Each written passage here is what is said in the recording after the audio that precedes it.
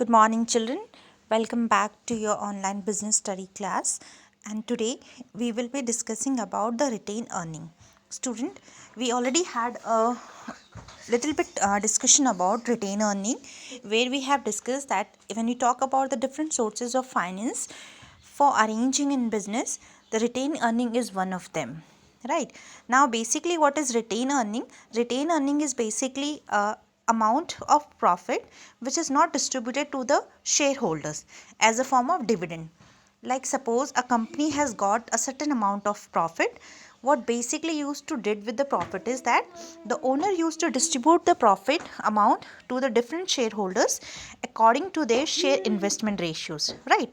But there are certain organization which have a policy of retained earning, where what they did, instead of distributing the whole amount of profit to the shareholders, they keep certain amount of profit with the organization only, so that in case in futures the funds will be required, that money can be utilized. So the amount of profit which is not distributed among the shareholder is called as retained earning, right? So now when we talk about retained earning, it is also called as this is a internal financing. Internal financing basically means that we are not arranging this finance from outside the organization. This finance is basically a finance which is inside the organization available. That is the reason this is a source of financing which come inside internal financing, or this is also called as self financing. Self financing basically means because this is the finance of shareholders, and shareholders are the owner of a company. So when the owner of a company financed money from himself, that is called as self financing, and retained earning is one of the example of self financing. Now this is also called as plugging back of profit. Plugging back of profit, why we call retained earning as plugging back of profit? Because retained earning is a profit amount, right? Means आपके business को जब profit होता है, so that profit sum of the organisation use to distribute whole. कुछ organisation उस profit की amount को पूरा डिस्ट्रीब्यूट कर देते हैं, and the amount of profit which is distributed among the shareholders is called a dividend, right? यानी जो प्रॉफिट की अमाउंट जो शेयर होल्डर्स को डिस्ट्रीब्यूट हो जाती है उसे हम बोलते हैं dividend.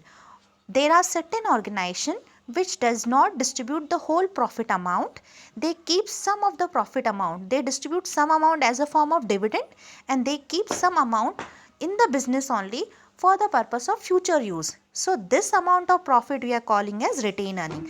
Now because this amount is amount of profit, so we said that retained earning can also be called as plugging back of profit. हम क्या कर रहे हैं, जो प्रॉफिट ऑर्गेनाइजेशन से आया था उसको ही दोबारा यूज़ करें, इन्वेस्ट करेंगे ताकि दोबारा हमें क्या मिल सके, प्रॉफिट मिल सके, right? So we can say that retained earning can also be called as internal source of financing. It can also be called as a self financing, or it can also be said as a plugging back of profit, right? आपको सिर्फ इतना याद रखना है कि retain earning कौन सी amount होती है. वो अमाउंट होती है प्रॉफिट की जो कि शेयर होल्डर्स में डिस्ट्रीब्यूट नहीं होती है, जिसको कि हम अपने बिजनेस में ही बचा के रखते हैं ताकि फ्यूचर में उसका हम यूज़ कर सकें. और the amount which is distributed is called as dividend. Now what are the different advantage a retained earning give? It means if a business has a policy of keeping a retained earning amount, what type of advantage that business will get, right? Now if you talk about retained earning as a source of finance, the first advantage can be retained earning is a permanent source of funds available to an organization. It means if our organization has a policy of keeping retained earning, it means that organization will always have a permanent amount within themselves as a form of retained earning which they can utilize anytime. They don't need to go for outside loan because they will have certain amount as a form of retained earning always in their business whenever there is profit. Next is it does not involve any expected cost in the form of interest, dividend or flotation cost. Now expected cost ko we can understand as I have explained you flotation cost also, that whenever we need to arrange finance for our business, उस finance को arrange करने में हमारे कुछ expenditures होते हैं, right? अगर हम सिंपल टर्म्स में समझे, उन सारे एक्सपेंडिचर्स को आप फ्लोटेशन कॉस्ट या एक्सपेक्ट कॉस्ट में ले सकते हैं. Like for example, if you need to take loan from the banks, for that you need to do certain expenditures. उसके लिए आपको कुछ एक्सपेंडिचर्स करने पड़ेंगे.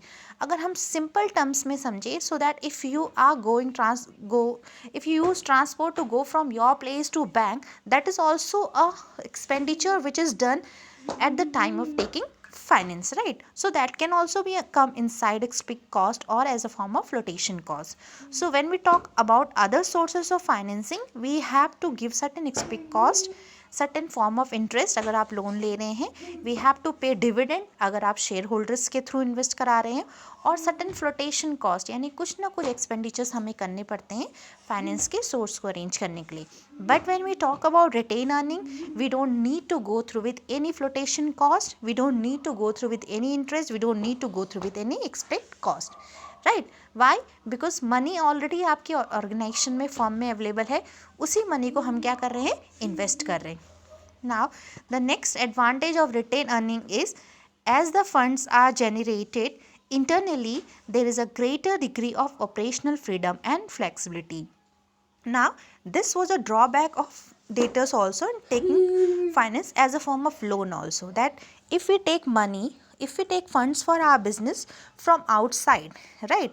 So there are certain restriction which was put it from the debtor side. कुछ ना कुछ restrictions debtors अपनी organization पे लगा देता है जिन्हें वो लोन देता है. Like that you cannot invest in this much area. आप इतनी अमाउंट तक इन्वेस्टमेंट कर सकते, इससे ज़्यादा इन्वेस्टमेंट नहीं कर सकते जब तक कि आपने लोन पे बैक नहीं किया. So these are certain restrictions. So operational freedom is not there if you are going through with the outside. अगर आप फाइनेंस अरेंज करने के लिए बाहर जा रहे हैं तो freedom is not there that how we can use that funds. But when we talk about the funds which we are using from retained earning, because that funds belong to shareholders, that fund belong to owner fund, so its complete freedom is owner have the complete freedom. He can use that funds according to his own wishes. Next is, it enhance the capacity of business to absorb unexpected losses.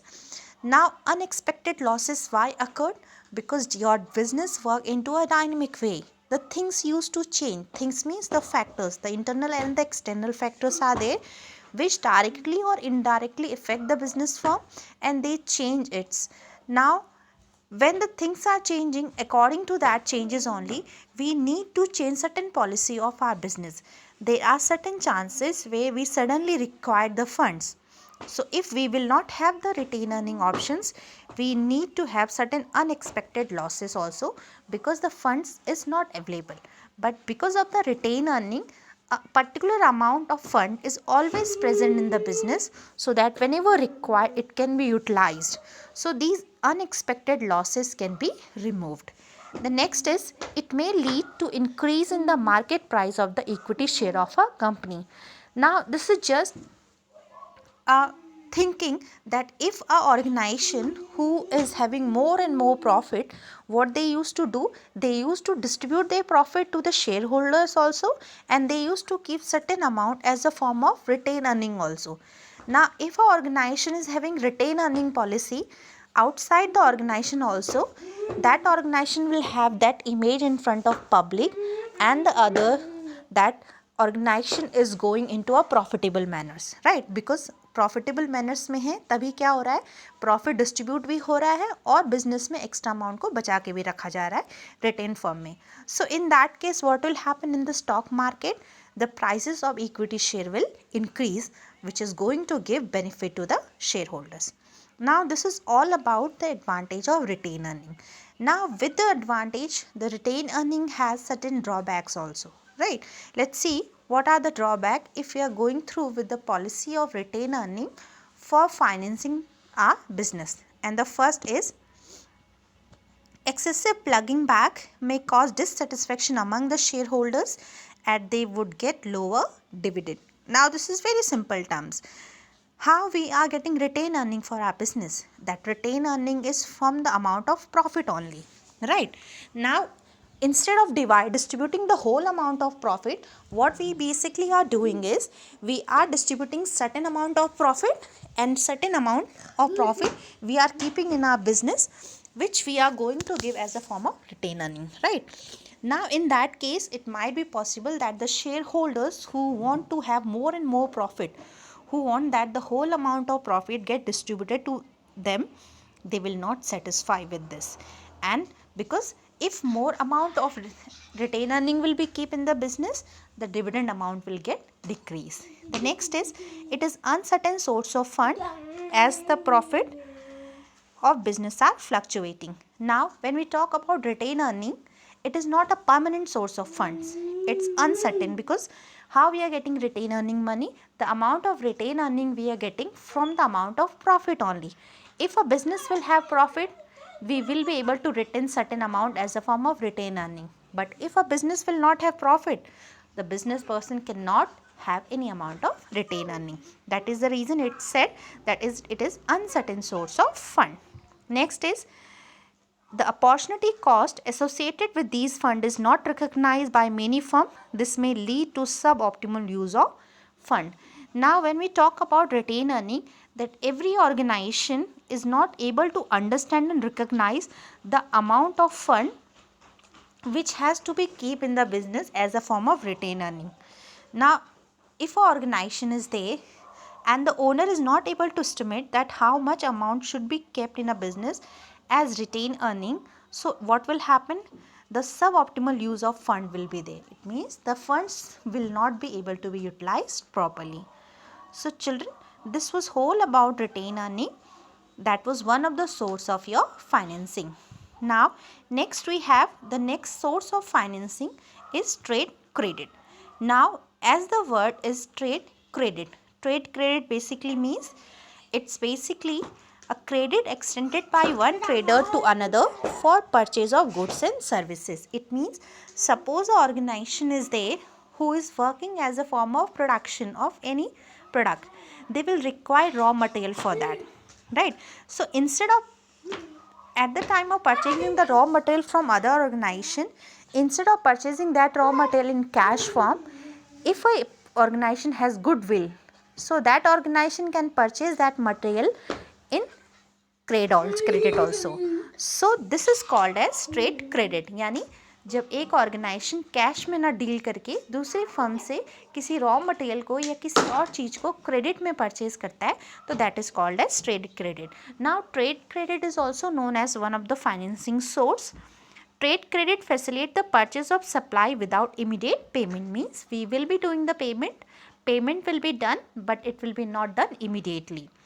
Now such credit appear in the record of buyer of goods as sundry creditor or commonly used by business organization. It means if you talk about the trade credit means if anybody has purchased or buy the goods in credit, immediate payment has been not done, so these are going to be form as a form of sundry creditors. इनको कहाँ पे show करते हैं? Sundry creditors में show करते हैं, और या फिर अकाउंट पेबल में शोज होते हैं. Now who are the organisation who can get trade credit? हर एक ऑर्गेनाइजेशन को ट्रेड क्रेडिट फैसिलिटी अवेलेबल नहीं होती है. किस ऑर्गेनाइजेशन के पास में ट्रेड क्रेडिट फैसिलिटी होती है? It's basically granted to those customer who have reasonable amount of financial standing and goodwill. It means the trade credit facility is given to those organization and firm whom even the seller know that they have a good financial conditions, they have a goodwill in the market, and they will be able to repay their amount. Now the volume and period of credit extent depend on factors such as reputation of purchasing firm, financial position of the seller, volume of purchase, and past record of payment and degree of competition in the market. It means how much amount of credit will be provided to the trader. It depends on certain features, certain things like what is the purchasing power of a buyer, what is the financial position of a buyer and a financial position of even a seller also, and how much goods are going to be purchased, what is the past record of payment in past or in history, is the payment of trade credit has been done or not. So these all are the different things by which it is decided that how much amount of trade credit will be given. So now this is the second source of financing, which is called as trade credit, where you need to understand that this is where we are purchasing the goods and services not giving an immediate payment, यानी आप goods और services को use कर रहे हैं, purchase कर रहे हैं, लेकिन हम इमीडिएट पेमेंट नहीं कर रहे हैं, उसे हम बोलते हैं trade credit. Now next is the importance matter of trade credit. Now trade credit is convenient and continuous source of fund. This is called as that suppose I am going to purchase any stationery from the stationery shop, and this I know the seller of that stationery shop. I have went there, I have purchased the things from there, and I have told him that I will be doing the payment little bit later on, because I have a good history with the seller. Whenever I have taken purchase anything in credit, I have paid it later on. So just because of that goodwill, what will happen, he will allow me this trade credit. So this is all about trade credit. Now it's very convenient that the first advantage of trade credit is that it can be easily get from any purchaser if they have good financial position. Next is trade credit may be readily available in case the credit worthiness of the customer is known to the seller. It means if a customer and the identification is all about the customer identification is known by the seller, easily the trade credit can be provided to him. Next is trade credit need to promote the sale of an organization. Here it says that if a trade credit is provided to any organization, the sale of that organization will increase. The reason behind that will be because the people or the customer who are linking with the organization, they will know that credit is provided to only those organizations who have a good financial position, who have a goodwill in the market. So in that case, what will happen, the sale of the organization will increase. Next is if an organization want to increase its inventory level in order to meet expected rise in the sale volume in the near future, it may use trade credit to finance the same. It means if any organization is there who want to increase the inventory level, जिसको अपना inventory level increase करना है, अपना raw material increase करना है for the purpose of increasing the sale volume और the production volume, so that organization can also go through with the trade credit. It does not create any charge on the assets of the firm while providing fund. Whenever any trade credit has been taken, whenever anything has been taken and purchased and the immediate payment is not done, that is called as trade credit, right? In trade credit case, there is no extra funds as a form of interest need to be paid, which become an advantage of trade credit. Next is the limitation of trade credit. The first limitation trade credit have is availability of easy and flexible trade credit facility may induce a firm to indulge in over trading, which may add to the risk of firm. It means if trade credit is provided easily in a easy or simple term, so what will happen in that case, it might be possible that the organization, because of the easy terms of providing trade, is taking more and more trade credit, and which is going to give him more burden and risk also. Next is only limited amount of fund can be generated through trade credit. Now this is also the second drawback of trade credit, that the firm cannot take the whole amount of fund from trade credit only. There is a limit also for a fund that how much credit can be taken. The third is it is generally a costly source of fund as compared to most other sources of raising fund. Now trade credit is called as a costly source of fund if we compare it from other funds or other sources of raising funds. That is all about children about trade credit and retained earning. In the next we will be going through with the next sources of financing, which is called as factoring.